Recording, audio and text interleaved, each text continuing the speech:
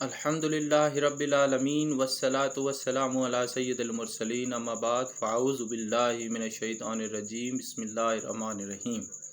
آپ دیکھ رہے ہیں R.Q کریشنز اور میں ہوں آپ کا ہوسٹ راؤ قیوم سعید، اور آج کا ہمارا ٹاپک آف ڈسکشن ہے فضائل سورہ التکاثر۔ جو شخص اس سورت کو بعد نماز مغرب ایک مرتبہ پڑھنے کا معمول بنا لے اللہ تعالیٰ اس کی مغفرت فرمائے گا۔ اس کے علاوہ قرض سے خلاصی پانے کے لیے اسے 17 روز تک بعد نماز عشاء 170 مرتبہ پڑھیں، انشاءاللہ تعالیٰ قرض سے چھٹکارا حاصل ہوگا۔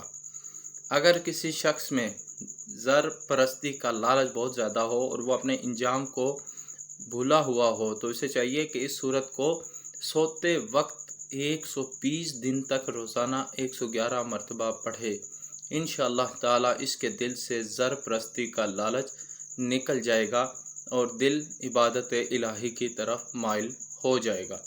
تو یہ تھی آج کی اہم ترین ویڈیو، امید ہے آپ کو پسند آئی ہوگی۔ تھینک یو، اللہ حافظ۔